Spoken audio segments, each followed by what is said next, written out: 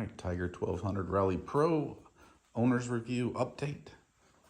So I've owned this since 31 December 2022.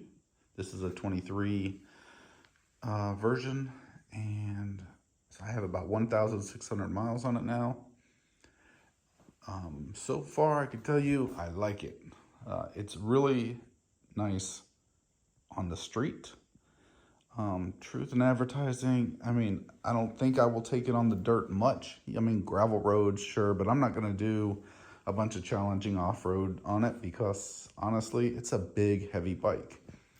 The KLR over there is what I'll use for fun on the challenging dirt stuff. This one is going to be primarily my long road trip kind of bike, and I've got a 6,500 mile trip coming up at the end of May, so I'm looking forward to that. But the bike overall has been really good. I played around with a couple different options to replace the handguards. You know, I got the bark busters like on the KLR, and I put them on.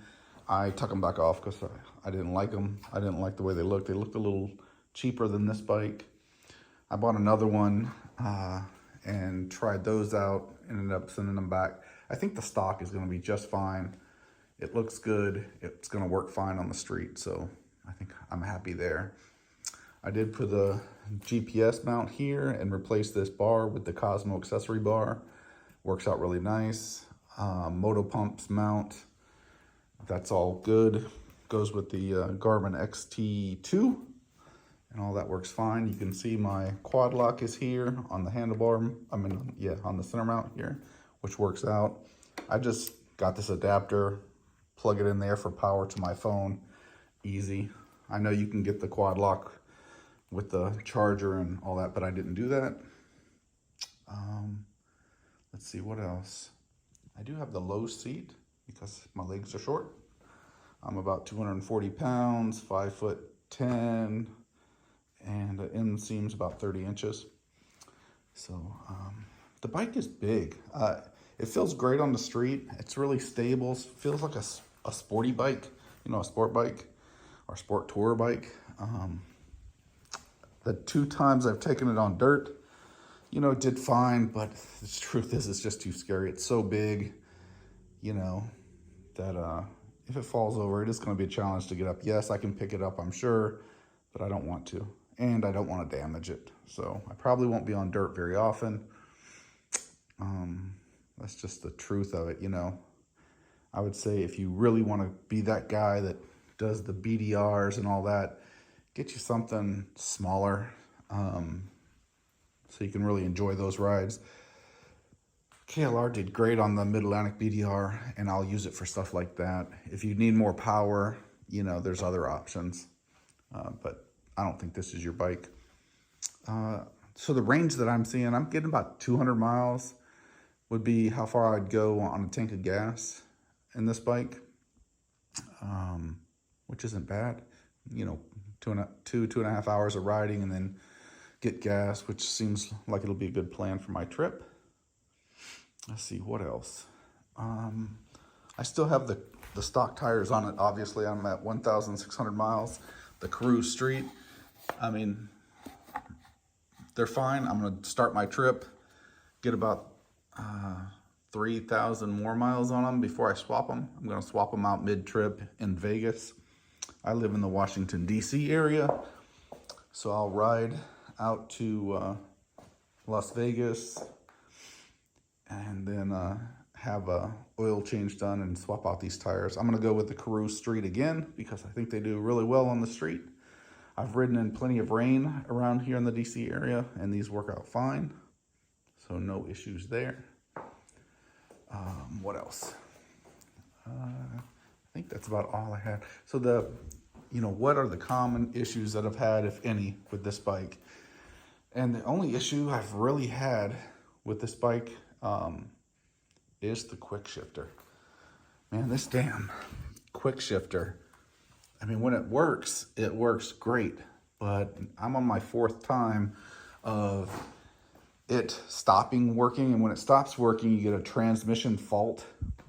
and the bike doesn't know what gear it's in. So, you know, things like cruise control doesn't work. You can't use the quick shifter, stuff like that. I take it back over to the dealership. They reset some stuff and it works until the next time it stops. But now I'm scheduled to take it to the dealership, and there's a service bulletin out for this issue, and they're gonna fix it. So the week before my trip. So I hope they get it in, get it fixed, and get it back to me quick, or else I'll be on the KLR across country, which would not be a great plan, but I'll do it. All right, so what else? Oh, I do have the Zumo XT2 for this bike. The KLR, I'm leaving my Zumo XT for that bike. So I do think the XT2 is worth the upgrade. I like some of the new features, and it just works easier. You can see over there, I have the Shoei Neotech 2 helmet that has the SLR, the Sena SLR comm system, which is old tech. The new XT2 connects with it a lot easier, and it connects with my phone and everything a lot easier, so I like that. Yeah. Climb gloves, work great. Gore-Tex, good fair weather to semi-chill weather. If it gets colder, you'll want cold weather gloves. If it gets super hot, you'll want something, a summer glove. Anyways, I just wanted to share a little bit of information about the owner experience. I did have some risers on, the Voigt Moto risers, but I tuck them back off again. It does bring the handlebars up a little bit and back a little bit, which was comfortable. But honestly, I was concerned about cables getting pulled and all that. Plus, my tank bag is really close, so I don't know. I just didn't. At the end of the day, I took them off. I still have them, but maybe I'll put them on again, but I'm not sure. Other things, all that works great. If I have my GPS on and the windshield's up like this and I start hitting bumps, it will bump down one and then it kind of stays right there. But what I've been doing mostly is I found that I like it down, less buffeting on the helmet. So yeah, so that's about it, guys. If you have any questions, let me know in the comments.